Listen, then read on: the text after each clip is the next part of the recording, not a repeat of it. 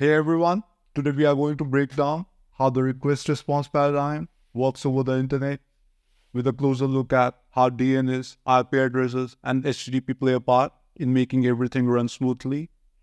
And we will also dive into one of the most popular API standards, REST, which powers most of the web and mobile apps we use today.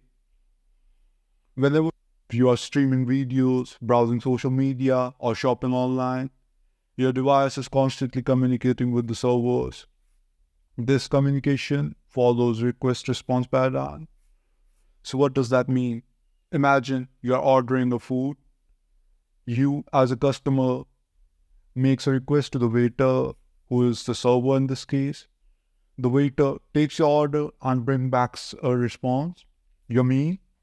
In the same way, when you visit a website or use an app, your device, which is a client, sends a request to the server processes the request and sends back the response, typically in form of the data.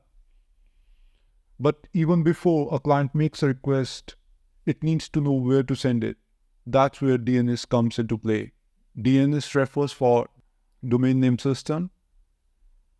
Think of DNS as Internet's phone book. You type in the web address of a domain like xyz.com, but your computer doesn't understand names. It understands IP addresses only, which is the numerical address of a server you're trying to reach. DNS translates the name of the domain into IP address, allowing you to reach the right server. Once the DNS has pointed your device to the correct IP, communication happens using a protocol called HTTP.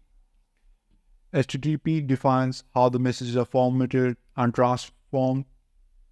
It is the foundation of web communication. When a browser sends a request to a server, it uses HTTP to do so. Now let's talk about REST, which stands for Representational State Transfer. It's a popular set of rules for building APIs or the application programming interfaces that allow computer to talk with each other.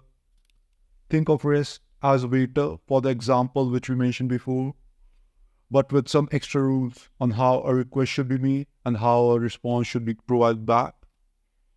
Most modern web and mobile apps use REST to communicate with each other. REST organizes resources of a server into something called URIs, Uniform Resource Identifiers.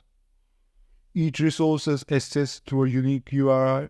For example, if you are accessing a list of products, the URI might be something like the domain/products.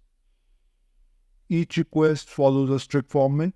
The first line contains the HTTP verb, for example, get or post, and the URI of the resource you are trying to access.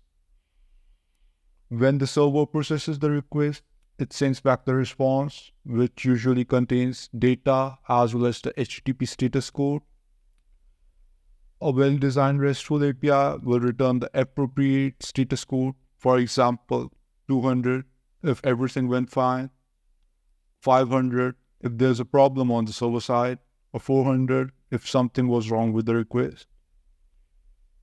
So in summary, DNS helps us find the right server.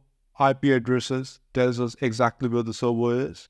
HTTP enables the communication, and RESTful APIs define how we interact with server resources. The request response paradigm powers the modern web, making it possible for apps and websites to provide you with real-time data. Thanks for watching. If you found this explanation helpful, don't forget to like, comment, and subscribe for more.